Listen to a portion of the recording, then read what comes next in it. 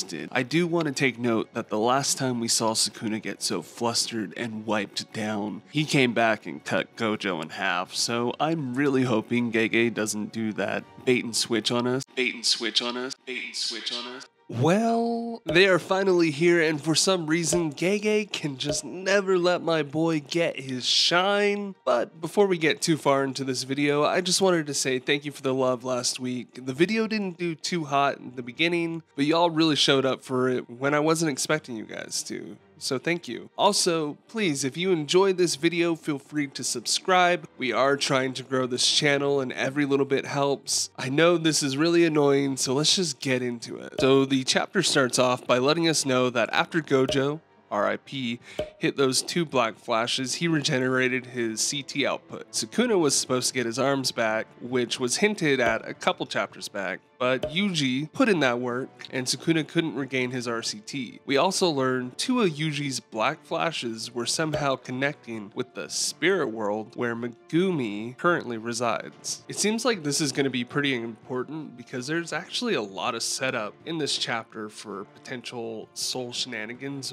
with Megumi. We instantly jump to Sukuna using his domain expansion, and it looks like all this fighting has given the king an upgrade because this isn't the same old shrine that we know. This is what is roughly being called the subduing demon chef. Yo! So shout out to all the cooking theorists out there. If you're a fan of JJK, you know exactly what I'm talking about. Narrator then explains that despite Sukuna using underhanded methods and unknown binding vows, he's been able to replicate the effectiveness of his original domain within this new one. And it also seems to have the same range as it just completely goes on a shredder, causing major damage to everything around it. Sukuna is that guy. He is just a demon. Gege continues with their love of flashbacks as we get a flashback of the training month, and it looks like Choso is asking about RCT and how everyone regenerates their blood, and we get another little nugget from the chef himself as we learn that Shoko converts her curse energy into blood, officially answering the question of how RCT works for people who depend on a living body. You know, basically everybody but Choso. We get a lot of dialogue in this flashback, and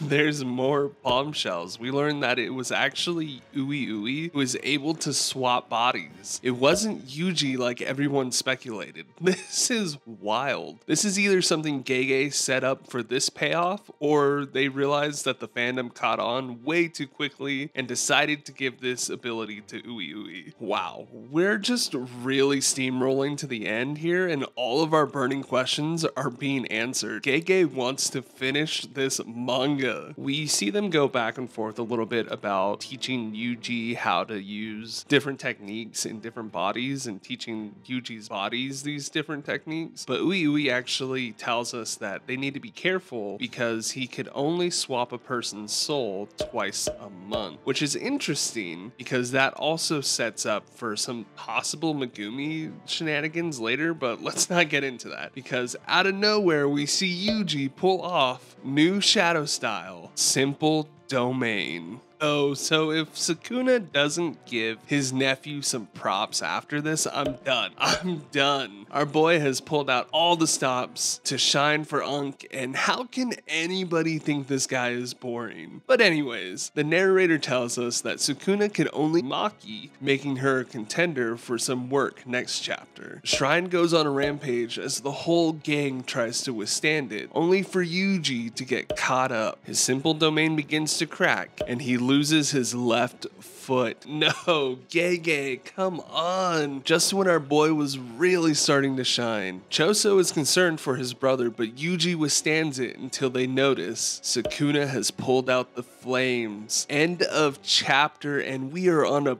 break next week for Golden Week. Oh man, what a chapter. So much action, so much to talk about. But one thing I really noticed about this chapter was, one, it was completely insane, and I'm getting really tired of the Sukuna glazing from Gege, but at the same time, I'm living for the anticipation, so keep glazing, Gege. But also, there was a lot of setup in this chapter. What do you guys think? think about that. We got a couple really important setups regarding possible soul interaction between Megumi and soul swapping with UIUI, because we know that there's still a chance that UIUI could swap somebody's soul. It's just really interesting and really nuanced how Gege was able to kind of write that in there while also having such an action-packed chapter. These spoilers were amazing.